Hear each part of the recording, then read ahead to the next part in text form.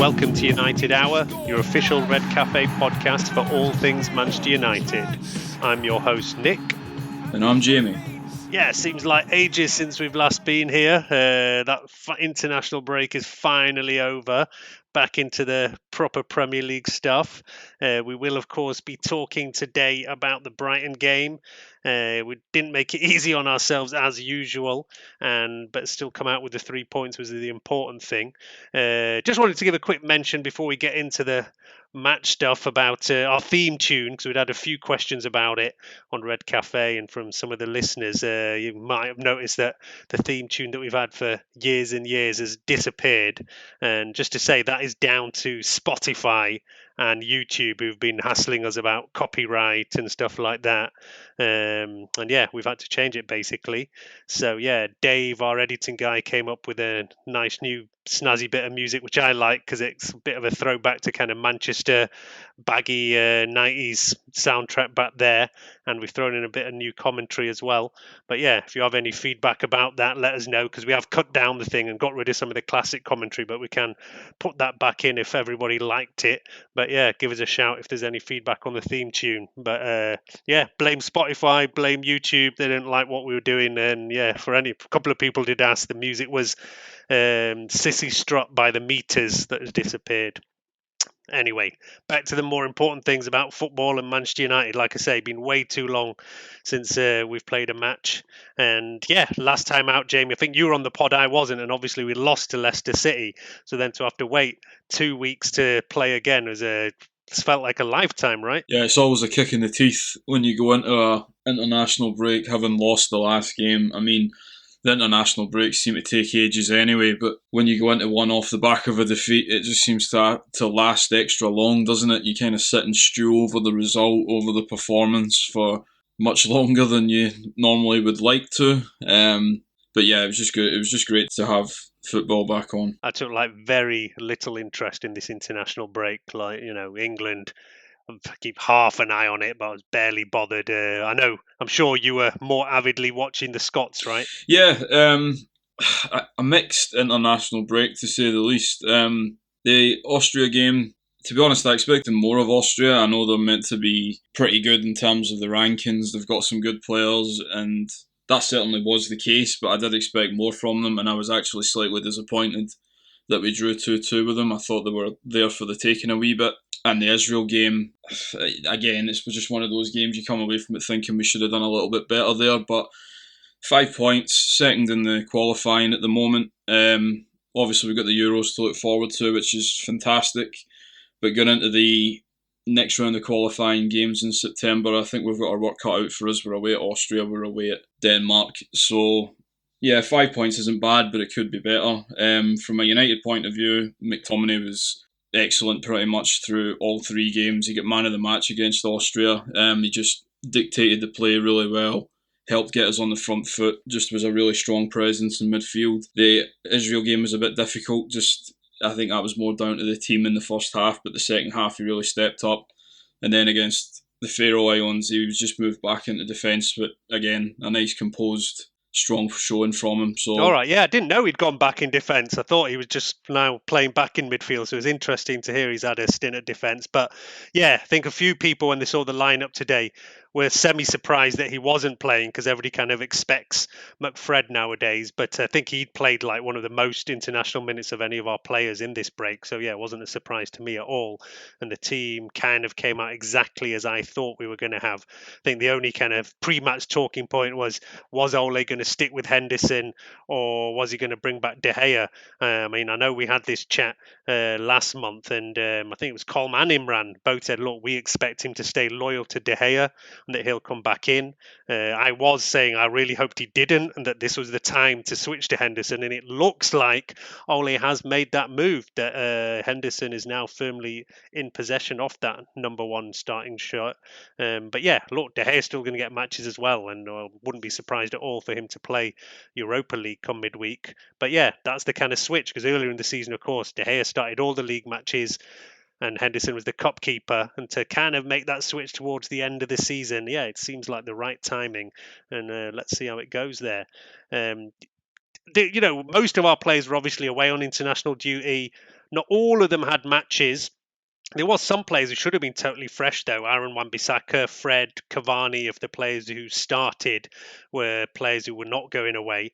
And then obviously Mason and Marcus were selected, but ended up coming back due to injuries. And yeah, obviously benefited from having that time off, because there are 2 scorers today. So it can't really be a coincidence. But, yet again, and we've had that so many times this season, we would go in at half time just saying it was awful, we're behind, but yeah, again we actually end up coming out with the 3 points. I mean, it is just ridiculous how many times we've done that now this season. It was earlier in the season, it was always the away matches that we'd go behind away and then still come back for it. And I was a little bit worried at this one, because they actually threw out the stat that in the 3 matches before at Old Trafford that we went behind first this season, we lost them all. Yeah. So this is actually the first time we've gone behind at Old Trafford and come back for the win. So yeah, kind of mentally and just for those kind of stats, it is really quite an important one to come back from. And it is quite ridiculous how many matches we've had to come back in this season. I think something they said throughout, something 25 points we've actually won from losing positions. And coincidentally, or maybe not ironically, Brighton have lost the most points from winning positions this season. So yeah, maybe this was just obviously meant to be. I mean, yeah, what was your kind of takeaway from the game? Like I said, I know we had a few people join us in the Discord today from our Patreon, which was good. But I know you and a couple of others always like to be on there, and often, like I say, the first half is just like moaning, and I don't blame you, because it was pretty awful yet again. See, I wasn't really moaning after like 10 minutes though, because I immediately put in after like the first 2-3 minutes. Like, look, this is more than a decent start. We're on the front foot. We're pressing them high. We're keeping the ball. I think at one point, right at the start, when I was checking on my phone, just on the stats in terms of possession, because they said Brighton had hardly touched the ball. The possession was as high as, I think it was 75 or 80% to us. Okay, it was only in the first 10 minutes of the game, but still, we were restricting them to very, very little. Greenwood hits the post pretty early on. Okay, it's the outside of the post, but we were still just looked to be getting on right on the front foot and getting right up against them. So I thought it was a good start. It was just, yet again, to concede a goal, and fall apart's probably not the right term, but to concede a goal and you just and the team just loses its way, and everything just goes down. The passing goes down, the intensity goes down, the decision making at times is woeful. And I know it's impressive that we've won that many points from losing positions, and it's a good show of mentality, if you like, that they don't panic over the period of a game because they know they can come back. But it does always seem that it takes us a wee while after we've conceded just to get it out of our system, just to try and calm down and go again. We can't seem to do it immediately. We always seem to take a wee bit of time, but as has been proven with the stats, we do it over time. But today, I was kind of caught between 2 points. I was wanting a good performance because, as we've already alluded to, the Leicester defeat right before the start of the international break means you want a good performance, you want a bit of a reaction to that defeat in the FA Cup.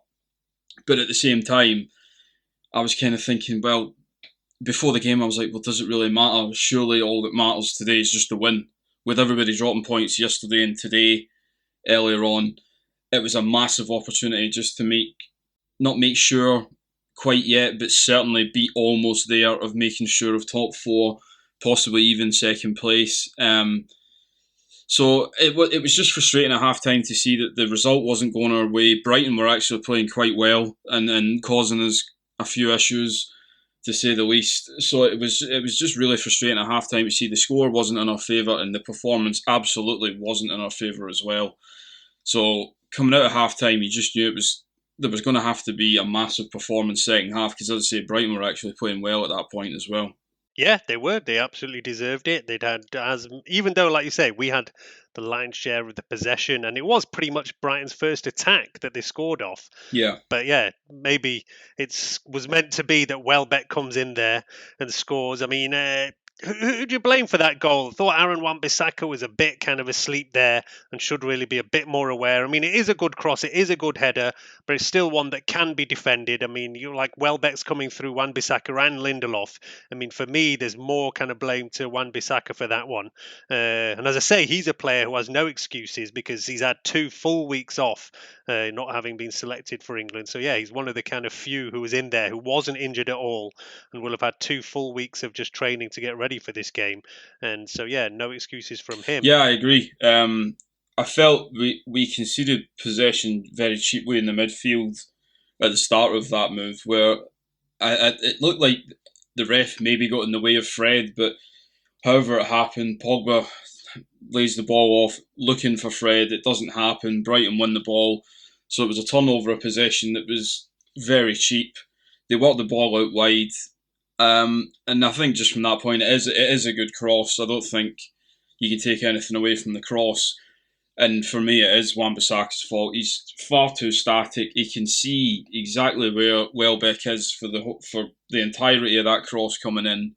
Welbeck just wants it a lot more than him, doesn't he? He just comes steaming in. He just knows he wants to meet that ball a lot more than Wan-Bissaka wants to clear the ball. He gets really high over him, heads the ball down. Henderson actually makes a pretty good save. He's just really unlucky that the deflection after he saves it just more or less takes it straight back to Danny Welbeck and he puts it in. But I absolutely think, yeah, it's Wan-Bissaka's fault for me. He just doesn't read at all what's going to happen. And as I said, he didn't want it anywhere near as much as Danny Welbeck wanted to meet that ball.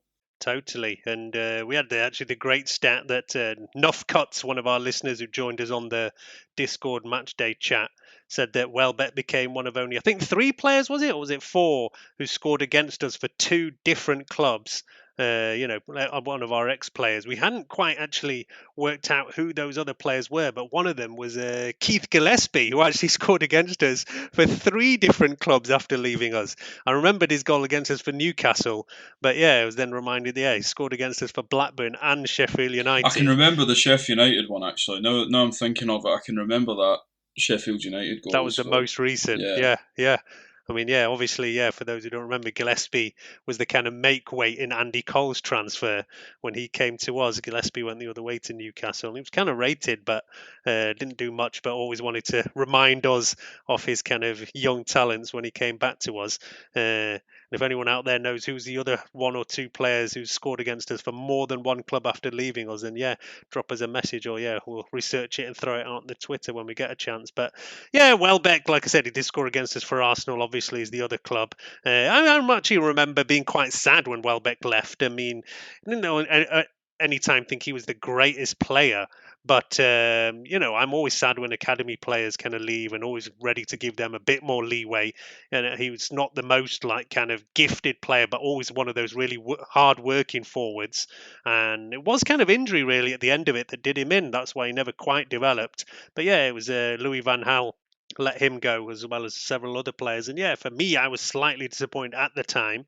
But I think he's always had that kind of bad injury record as he's gone on. So yeah, that's why he's moved around kind of club here and there trying to make it happen for him. But yeah, seems to be doing all right at Brighton now anyway. But yeah, like you say, the main worrying point was that we just didn't get into the game after that. They scored early, gave us plenty of time to get back at them, and we created nothing. I mean, we had like half an hour, even more of the half left to kind of get back at them, and that was the really disappointing thing. I mean, credit to Brighton, they defended well. You can see they're well managed. Their shape is so good, which is actually why it's so like surprising how many points they still do throw away from winning positions. And even but we had no shots on target in that first half, and which is, yeah, I mean, there's just really no excuse for it. I mean, Pogba seemed off it, Bruno seemed off it, and again, both players hadn't played that many minutes, so it's not like they have any kind of tiredness excuse from the international break. I mean, Bruno's actually suspended for the last Portugal game, so been back in Manchester for more than a week now. Pogba played bits here and there, but he was not somebody who's played like started 3 matches or anything. So neither of them really had an excuse from tiredness. I thought our midfield was way off, even though, like I say, all of them have had some kind of rest. Fred, no international duty at all. So I don't know why you think. What do you think? There's any reason there, or just there's a lot of people who feel that Fred Pogba is not a great combo, and I don't know what you think about that. No, I agree. I'm just not sure it works at all. After they scored, and there was a lot wrong with our performance, but I can't just keep mentioning it every time I'm on the pod. But far too often in possession, our passing is atrocious, and I don't know. It just seems as though we just can't keep the ball in simple areas. I mean, Wan-Bissaka, okay, he was at fault for the goal, which was bad enough, but the amount of times he was passing the ball straight to Brighton players, or there was a pass he was looking for that just was not on at all. That was indicative of the whole half. Fred was another one like that. It was just like he was getting mugged for the ball far too easily by the Brighton midfield. They were pressing really high, all the players, but in particular when Fred had the ball, they seemed to be targeting him quite a lot in the first half, getting right up against him quickly and putting pressure on him and winning the ball back. I counted, I think, 2 times from a throw-in where I think it was Shaw the first time and I'm not sure who the second time, but the throw-in was straight to Fred. Within 5 seconds, he'd lost the ball because the Brighton players had just pushed right up on him and had identified that, yep, of him and Pogba, he's obviously the weaker at keeping the ball. So they just pushed right up on him and kept winning it back. I don't think it works at all, and I think a far more suitable midfield combination is either McTominay and Pogba or McTominay and Fred, purely because whenever I see Fred with Pogba, it just doesn't work. It just seems like there's a lot of issues, and regarding the wider context of the performance, it was just frustrating from Brighton's goal to half time, just to see that Brighton were hungrier for everything, whether it was snapping into the tackles quicker than we were doing.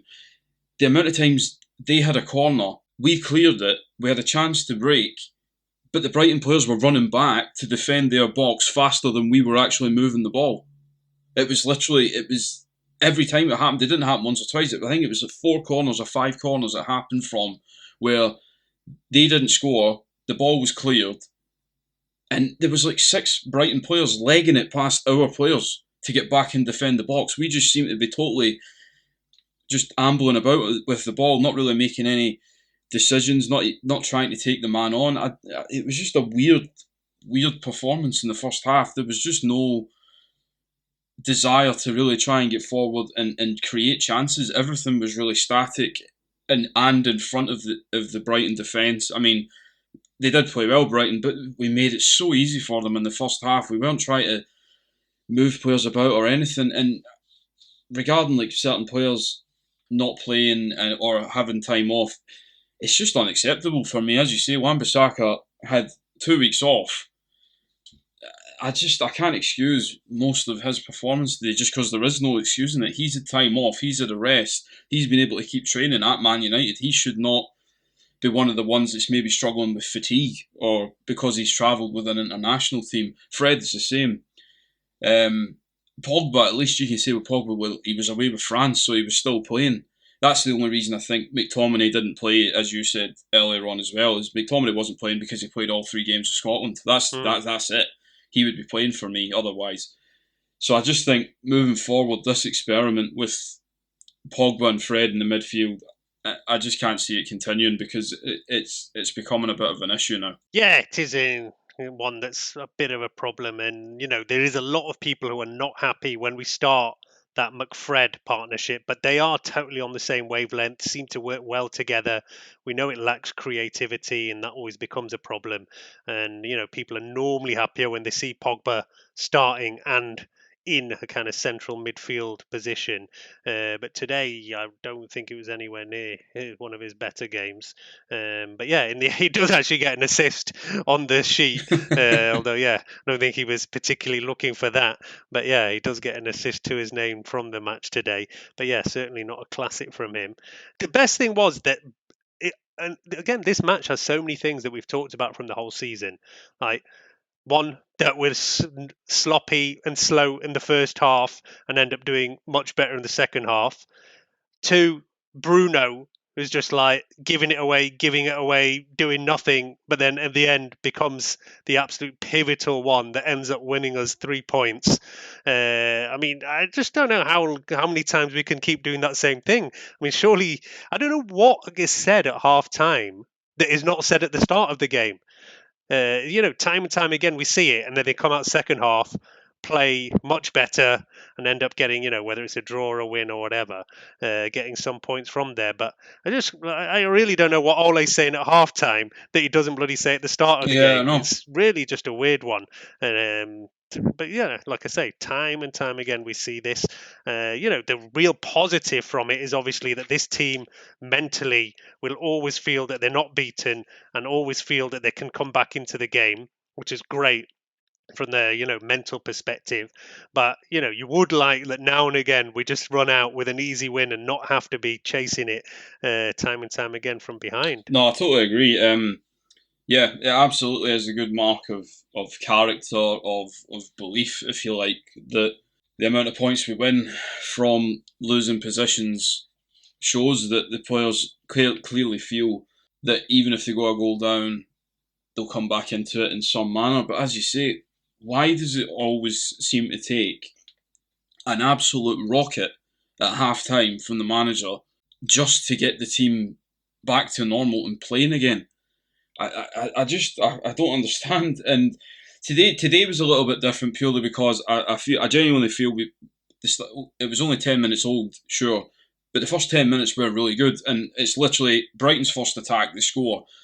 So today was a bit of a weird one where they've just scored against the run of play, but then we've just fell apart for 30 minutes. But too many times this season, you're right, we start the game so sluggish. We just invite the other team onto us and allow them to play football. And I don't understand why it keeps happening either. I don't understand why we can't just go out and be on the front foot. We've clearly shown we can do it. Against Man City at the Etihad, we done it.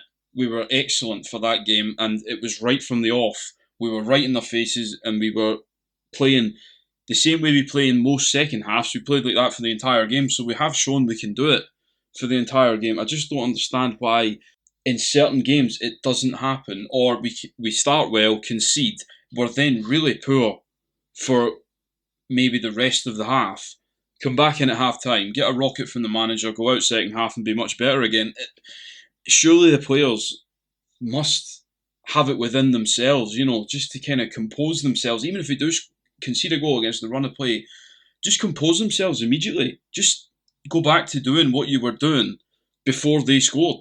Okay, it's more difficult because the other team's going to sit in and try and make it more difficult for you because they're leading. But that doesn't mean you still just lose the plot totally and just start misplacing passes and letting the overall discipline of the performance go down. I just want to see that composure just stay there, even if we do concede.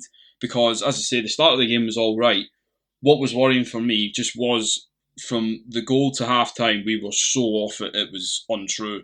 And yeah, it was much better second half, but it surely shouldn't have to be a rocket from the manager every time we start playing like that. Yeah, I mean, the crazy stat to throw out there is that 8 of our last 9 goals at Old Trafford have been in the second half. Yeah, that's mental, that. I heard that. So what's going on in the first half of our games is a very strange thing. I mean, I do remember actually gives me flashback to Louis van Gaal season where we had some crazy record of not scoring a goal in like the first half for about like 10 home matches in a row or something like that.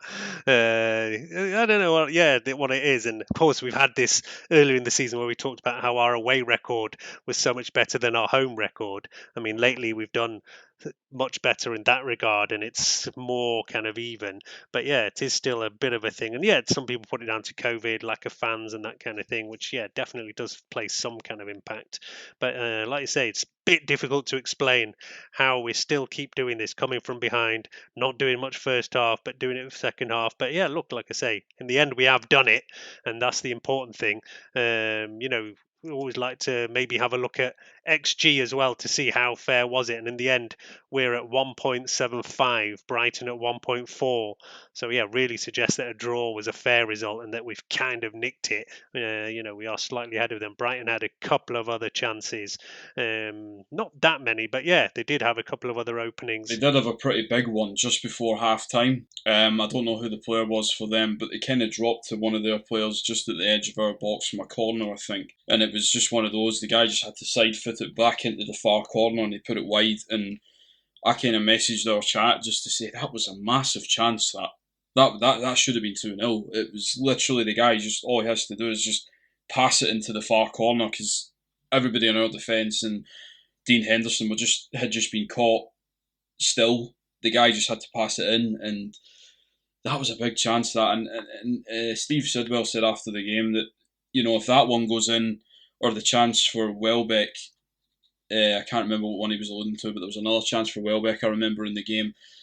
It could have been a totally different game. Well, it was the Welbeck one was when he's on the break, and it was the one that went to VAR. Yeah, that's right. Yeah, kind of penalty shout. Yeah, they knew that was when we went 1-1 and we were on the front foot and nearly kind of fell asleep and got caught by them. And in fact, to be honest, I thought that could have gone either way. That call, there was a bit of a kind of touch from Maguire on Welbeck, definitely. But I think in the end, they just decided it wasn't really enough for him to go down and miss that chance. But yeah, there is some kind of shoulder-to-shoulder contact at least. So yeah, I did have slight worries when that went to VAR, but thankfully they didn't call that one, and we go on for the win. But yeah, let's look at that first goal at least. As I said, it was seconds after I think yourself and maybe somebody else as well had written saying, "Oh, this game's going nowhere. We'll be lucky to get a draw," and it always seems to be like that. I don't know why that keeps happening to me. I don't know why I keep putting this is absolutely rubbish. We're not passing with anywhere near enough pace. We need to try and move their defenders about a bit more. I had literally just pressed send, and the ball hits the net, and I was like, I just need to message this chat with negative stuff all the time because it seems to work. Exactly. The more negative you are, it seems to help us. But yeah, look, I mean, it started kind of from a Maguire head out. Cavani knocks down, and then it's all about kind of Bruno really. Here's Bruno Fernandes. Marcus Rashford, 1-1. I mean, Bruno Fernandes got taken out as well, but brilliant. There's the creativity. There's the choice of pass. Delays it. Bruno Fernandes then puts it on a play for Marcus Rashford to open his body up. Doesn't have to have a touch. I mean, Rashford had a very quiet game. I don't think he's looking anywhere near fit. And he limps off again. So we have to see how he is for the midweek game. And there's actually been this story from his kind of camp this week saying that he's not really been 100% fit for the best part of 2 years now. It's been mentioned a few times about his shoulder and things like that. And I think he definitely is been constantly playing with some kind of niggles, which really just his kind of amount of goals and assists this season is amazing when you take that into account. Has not had a great game by any stretch, but still manages to get the vital goal when we needed it. I think that was a general problem all game today, was that we didn't get enough play down the left hand side. We've talked a lot about how much Luke Shaw's come on in his attacking play this season and how much he's been one of our main kind of creative outlets, even if not directly. He's always getting those kind of pre-assists or being around it somewhere. I think Brighton and teams have obviously sussed this out and are trying to force us onto the right side where we don't have as much. But second half, you saw a lot more kind of 1-2s between Rashford and Shaw, and it was definitely a focus there. So I think for sure it's something that Ole had said at half time. We need to get more on the left side. 1-2 Rashford, Shaw, and that's where the goals come from in the end, is that left side. Nice finish, and then from there you did feel kind of confident that we could go on to do something. I mean, Rashford had to come out kind of shortly after scoring that one, but I hope he is fit, because we've got Martial is now possibly out till the end of the season, and he's not had a great season anyway, and that just kind of tops off a generally awful season for him. But if Rashford is struggling, that's going to be a problem, because one that I wanted to talk about is Cavani. who is back kind of fit, as again, like Martial, has had a stop-start season due to suspension, due to injury.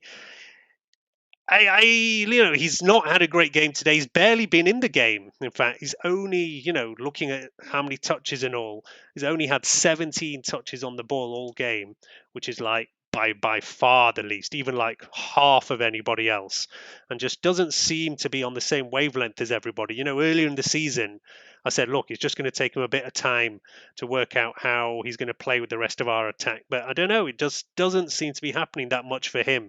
What's your kind of feeling on Cavani at this stage in the season? It's totally different to what it was even 8 weeks ago.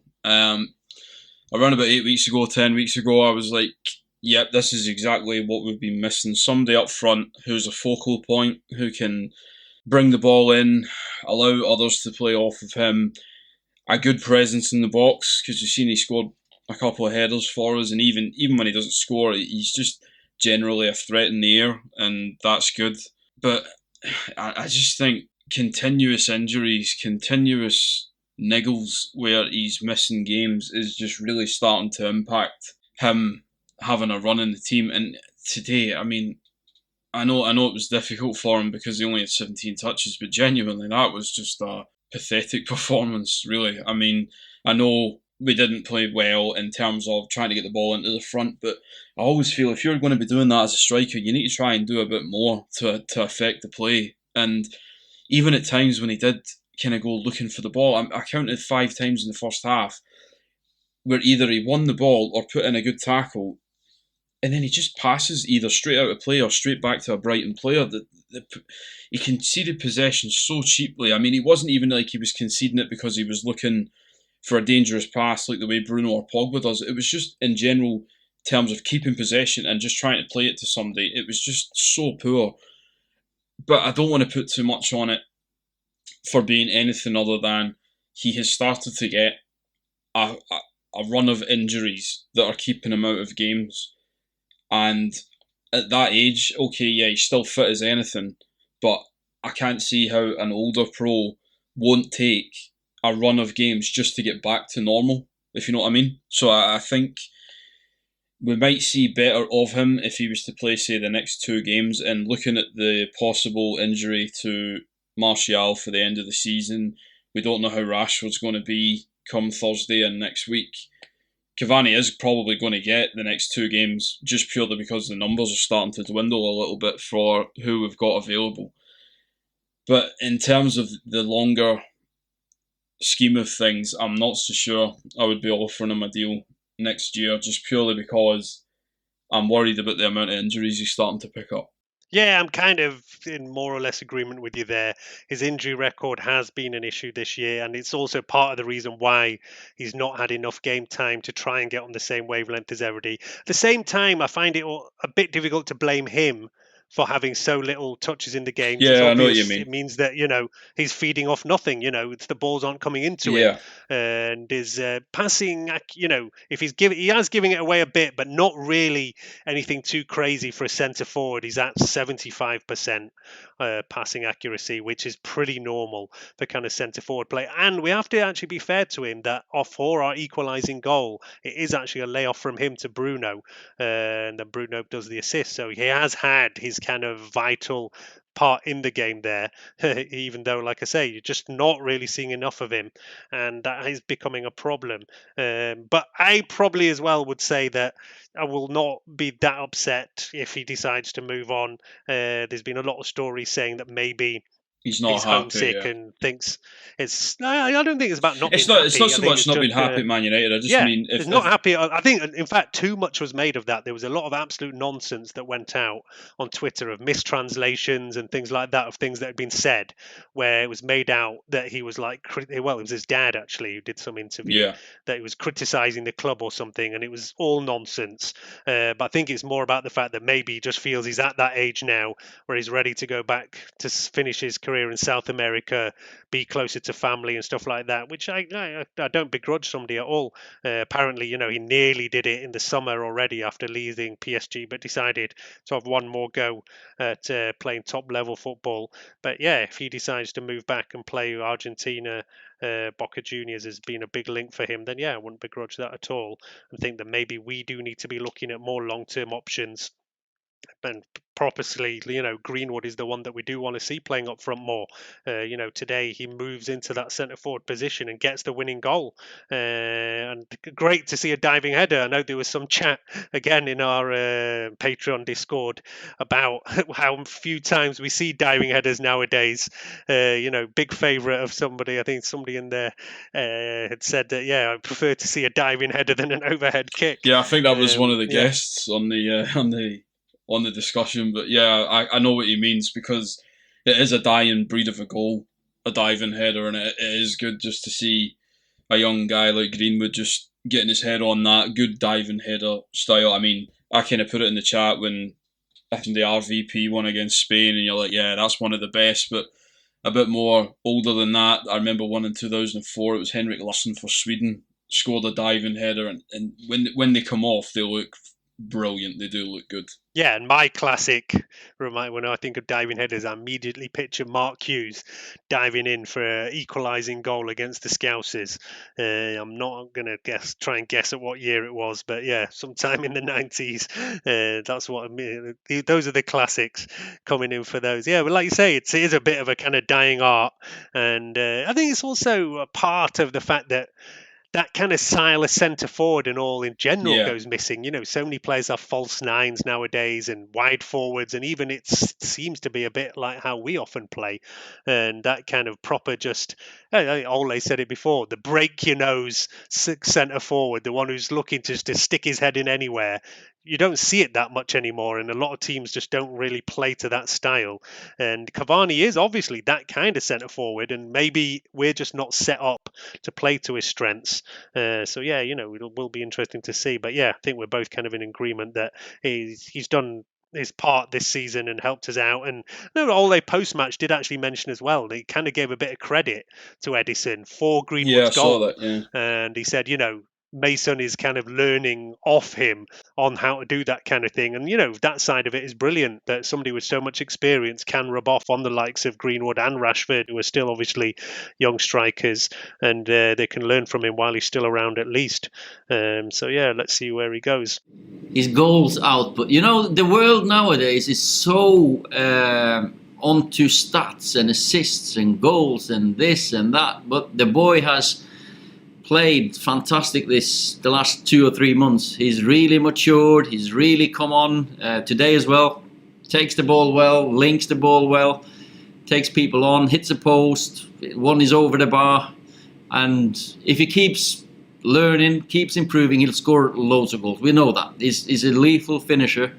But if he scores these goals, that'll add another dimension to his game. Of course it does. And I'm very, very pleased for him to get a winner in the way that he did. Learning from Edinson, for example. He's one of those strikers who it's reminded me of the goal against Southampton that he scored and won us the game. So yeah, look, the main takeaway, of course, from this game is that we've taken the 3 points. Really important to come back in there, and most important, as we mentioned before, is because of the other results, with Leicester losing, Chelsea losing, Spurs drawing. It now puts us 9 points ahead of Chelsea in 4th place, 11 points clear of 5th place. I mean, there is West Ham and Everton who have kind of games in hand and could make that less, but we're feeling pretty confident in top 4 now, and also built up a bit of a gap in 2nd place, which is really great because, all season I've always been worried about how the kind of cup runs are going to affect our league form, and, making sure that we've solidly finished in Champions League places is obviously the number one priority, but that now is looking quite kind of safe, which means, yeah, we can start really having a proper go at this Europa League. And next up, of course, is Granada. Just before we start talking about Granada, I do want to give a shout out to our sponsors, Manscaped, the global leaders in men's below the waist grooming. Manscaped offers precision engineered tools for your family jewels and is now available in the UK, Canada, Australia, New Zealand, and the EU. So head over to manscaped.com and do use our code United Hour for 20% off. Manscaped are also doing a really good collaboration at the moment to promote the Testicular Cancer Society. One guy every hour of every day is diagnosed with testicular cancer. So this is just a reminder to go and check yourself. And yeah, once a month or something like that is recommended because it's still the most common form of cancer in men aged 15 to 35.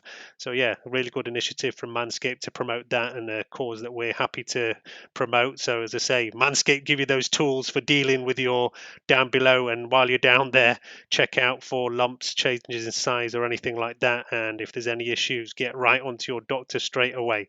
So like I say, yeah, shout out to the Testicular Cancer Society and our sponsors Manscaped, and go and head over there and check out their stuff. Right, back to the football, and as I say, Granada next up. For their first time, we got a favourable draw. Seems like almost this season, and you know this draw now has a proper Europa League feel about it. I think last round when we played AC Milan, we said, "Look, this feels like the Champions League." Now we're definitely back to talking about Europa League. I think you know most people will barely even know Granada, and in fact, if you're somebody who's grown up in the northwest like me, it'll remind you only of like the Granada TV channel. Yeah, the television station. Yeah, exactly. And Granada Studios as well. That was the kind of TV where they have the Coronation Street and stuff like that. It used to be a big attraction in Manchester back in the day, Granada Studios tour, but closed down some years ago. So yeah, and I think they're turning it into flats or something like that, like they do with everything nowadays. But yeah, Granada is actually a small town in southern Spain. Again, a real shame that we're not getting an away following going out there, because this is the big highlight normally of United's away following of the Europa League, is to go to some random places that we've never been to. Because you know, if you're an old school United fan, then you've been to places like Rome, Milan, and you know, Madrid. You've done all these places. So the actual excitement is to end up in bloody, I don't know, Krasnodar or some bizarre place like that. And you know, when you get somewhere like Granada, it's even interesting. And I've been out to Granada, great place, home of the Alhambra, which is one of the kind of man-made wonders of the world. So yeah, that's my bit for promoting the town of Granada. But yeah, that's probably because we don't know much about the football team, to be honest. So I'm finding what else to talk about. But yeah, they're not on a good run of form. They've lost their last 3 matches, which actually included going down 2-1 to Ole's old team Molde in the second leg of their game. They went through because they won the first leg 2-0, but they have lost their last 3 on the bounce. So yeah, not in good form. They're a team who've not even been in like La Liga, the top division, for much of their history, do now have kind of recent Chinese ownership, which has brought a bit more money into the club. And you know, last season was the first time they finished in European places. Obviously going on a great run now, and this against us is basically going to be the biggest match in the history of their football club. So you know, whatever down they are in form, whatever small club, whatever, they're going to be bang up for it, because as I say, it is like the match of a lifetime for a lot of these players. I mean, yeah, you look down their kind of squad list and there's not a lot of names you will recognize unless you're somebody who's watching La Liga on a weekly basis. You know, there's a couple of players we know who have been in the Premier League. There's a Roberto Soldado, who never hit any kind of form in the Premier League for Spurs, and the Brazilian kid Kennedy, who kind of showed some skills as a Chelsea youth, and then I think he ended up at Newcastle, didn't he? He's now a kind of Granada regular. But yeah, look, they're a team who get a lot of plaudits for just putting together a really good squad, outperformed, and even to be at this stage off the Europa League is big for them. But you really would hope that we go and take this and take them apart. I mean, we did it to Real Sociedad, who were actually pretty naive against us, and I'm assuming Granada will have learnt and had a look at what happened in that game and won't let us win so easily. But yeah, you are looking for a pretty good first leg win, so that hopefully we can even relax in the second leg. Really, yeah, right? Definitely. As you say, it was nice for once to get a bit of a favourable draw. Okay, we don't want to be presuming anything at this stage of the season, but certainly looking at some of the teams left in the Europa League, that was one of the draws that you thought would be very favourable. And as you say, we've already been to Spain. We played Sociedad, and yes, while they were naive, I would wager, a much better team than Granada. And we played really well against Sociedad, got that very impressive performance, a good win, and allowed us to relax. And kind of what you alluded to before, having such a important result today just allows us to put a bit more emphasis on the Europa League for the next fortnight anyway. Whereas if we hadn't won today, you would immediately be thinking, right, that's a chance gone missing. We maybe need to see how this first leg goes before we then determine how we're going to play the following week. Whereas now we've put ourselves in a good position to have a really good crack at it. I would like to see a much better performance on Thursday. I don't think Granada will be quite as naive as Sociedad, as you say as well. I think they'll have realised they can't play like the way Sociedad did or the way they normally play. I'm pretty sure we'll maybe come up against a team who put plenty of men behind the ball and try not to let us have too much freedom, certainly down the flanks. But either way, I just want to see a good performance, and I want to see a convincing win by 3 or 4 again, just purely because I would like to see us just be comfortable for a change. Go and have a good win in the first leg, but then have an important game next week in the league. So it would just allow us a bit more freedom in that game, and it would also give us a freedom for the second leg as well if we can just do what we did against Sociedad to an extent. So yeah, I'm expecting a good win, but I'm also hoping for a good performance. Yeah, I mean, I think 3 or 4 would be a dream. I mean, to be honest, for me, any kind of win at least makes us feel pretty comfortable because we're obviously in the away leg. But Granada, even though they're not running too badly in the Liga, they're in 9th place, but they've got a minus 15 goal difference. Yeah. And have like one of the worst defenses in the whole of La Liga, conceded like more goals than most of pretty much anyone in the whole division, and that includes even the teams right at the bottom in the relegation zone. So yeah, the team whose defence definitely needs to be got at. They've done well by scoring a decent amount of goals, but yeah, as I say, when you look at La Liga, the amount of goals they've conceded really stands out. So there's really no excuses for us to be going, because it is often those teams who can defend really well who we do struggle against a bit. Granada are not one of these teams. They're porous at the back, and we've got to get straight at these guys. And like I say, hopefully we can put it to bed in the first leg. But any kind of win at least gives us some confidence. We do have that Spurs game in the middle of the 2 matches. They, of course, have no midweek game, so we'll have had a full kind of week's rest. Jose's not had a good result, and yet again has thrown his whole team under the bus. I don't know if you saw his post-match comment. Oh my god! You're just like, I don't know. It's like Groundhog Day with him. It's like, yeah, we've seen all this before. I remember when he first came in, I told like some of my Tottenham Sporting mates, they were really happy, and he like did all the right things when he first came in, like he did at Old Trafford, yeah. And you start kind of liking the guy, and now they're like, oh my god, get this guy out, like he's destroying the club and whatever, and yeah, he just can't help himself, can he? He just cannot help himself. He just doesn't seem to learn from mistakes. But yet again, he's just, like I said, blamed everything on the players, saying not good enough, individual errors. Oh dear. But yeah, anyway, like I say, I'm still hopeful that Spurs can do something against City in that League Cup final. Because people are talking too much about bloody trebles and quadruples and things like that, and that's definitely something we don't want to be seeing. So yeah, it'll be the one day that I'll hope Jose can come back and do something. So yeah, we'll see from there. But yeah, we've got the 2 Granada games, Spurs slap bang in the middle. And the Europa League now takes on massive importance. As I said, for me, all the way through, I was really focused on making sure we finish top 4, because we've struggled to have that Champions League consistency over the years. And that now looks pretty secure. Now, and rightly so, a lot of people are saying, look, if there's real progress, Ole needs to win something. I think really at a minimum, we should be hitting this Europa League final. And then, when you hit a final, it's going to be difficult. But I think probably Ole does need to get past that semi-final hoodoo. That too many people still keep throwing it out there.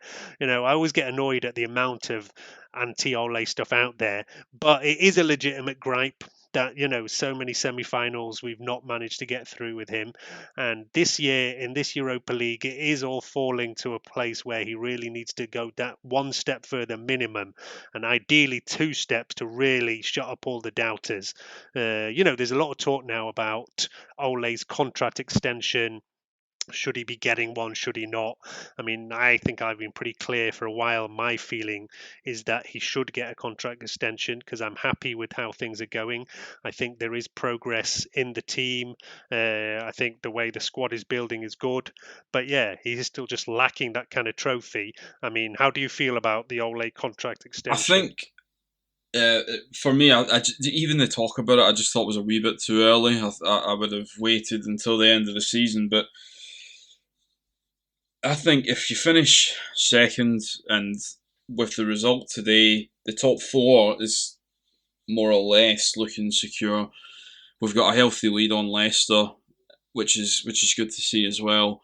So if you finish second, that's good in terms of it's an improvement from last season. I think I read we're 14 points better off at this stage than we were last season as well, which I was more focused on how many points better off we would be at the end of the season. But even with still 8 games to go, 14 points better off it is a good indicator that it has been a better season than last. The semi-final thing, I know what you mean. It wasn't that big a deal for me, but the more times we're getting to quarterfinals and semi-finals and then not pushing past that, it does become a bit of a concern. And absolutely agreed that this year, for me, I think we should be making the final, at least a final. You never know with a final, that's the whole point. Anything can happen on any given day. But over 2 legs, yes, we should absolutely be beating Granada for my money. I can't remember who it is, the other 2 teams, but I know Ajax is one of them. It's Roma or Ajax, so the next game will be a lot more difficult. That'll be tough. Still get teams that we should beat. But I still think, we should be beating both of them. In terms of over 2 legs, I think we should beat either of those as well. But again, in a final, you never know. So I would think in the Europa League, we should be making at least the final. But if we can finish the season second and win the Europa League, that's a pretty good season, considering where we were. I mean, if we finish second and win the Europa League, then I'm sure that'll keep all the doubters quiet. There can surely be nobody else who's still moaning about Ole out. We still get it on a weekly basis. There's people who don't believe in him, and that is why, to me, coming second alone is enough to give him an extension and say, listen, I want to give you a bit more time, another year at least, to see where you can take this squad in the kind of progression. For me, that's enough alone. But I would love him to get that Europa League as well, to really keep everybody quiet, because there's still so many who become second will say it's not good enough, which I personally don't agree with totally, but I do understand where they're coming from, because ultimately as a club we do want to be winning trophies, and we've now gone the longest period without that. There was a lot of focus on those Ole comments a few weeks ago, which something I think was twisted out of what he kind of really said and spun about him saying that trophies aren't important, but he never said anything like that. He just talked about how where you were in the league probably showed more about how a team was progressing than a cup win. And I actually agree with that. It's something I've kind of said all season. But you do still need silverware. Ultimately, we're not going to accept like 4 seasons in a row just finishing top 4. That is not going to be good enough. At the moment, like I say, coming 2 seasons in a row finishing top 4 is actually better than we've done for a long, long time since Alex Ferguson left. But in the long term, that is not going to be enough, and there has to be some silverware or a proper title challenge in there to really be happy. So yeah, look, let's see. Like I say, the Europa League is going to take on a lot more importance, and for me, I will openly say I was kind of quite ready to write off this tournament a couple of months ago, but now it changes perspective completely because one, we've gone out of the FA Cup. Two, we're now looking pretty comfortable in that top four, and that's the big difference. That even though people talk about points and whatever, I'm not a big fan of comparing kind of season to season. I know a lot of people do that, but I think there's always so many differences and so many factors and variables from one year to another. Just simply comparing how many points you have from one year to the next, I actually think is not that interesting. For me, more important is that we've been comfortably kind of top four for a long time, whereas last season we only just kind of did it right at the end. And even before seasons, whether it was like, Van Hal, it was like right at the end of the season that he just managed to get that run of games to get us into top four and over the line. And it's always like, in doubt for the whole year. There was that year Mourinho came second, but again, we weren't like comfortably like top four for all that year. And we did in the end make that run to second place. But it's not like this year where we've been, we've been first for a while, second, and for the vast majority of the season, we've been pretty happy with where we're at. That is the kind of difference. So when you feel comfortable up there, you can then put a bit more onto the cup. And yeah, for sure, this Europa League needs to go in over there. Let's see what we can do. Granada up, and as I say, we're all assuming we're getting through this one. It will then be Ajax or Roma, and then in the final, I don't know, it could even be Arsenal in the final. They're definitely going to be putting all their eggs in the Europa League basket because they've gone nowhere in the league. So yeah, let's see where it goes. But yeah, for me, the takeaway is that the cup becomes important just to shut up all of those Ole doubters. And there is still a lot out there. Because every week I see people on Twitter still talking about Ole out, saying he's not good enough. And, not something I agree with. But the only way to change that view of everybody is to win something, really. We will try and come back after Granada. And if we don't, we'll definitely be back after Jose's Spurs game. We're confident for that game. And then Tottenham, you never know.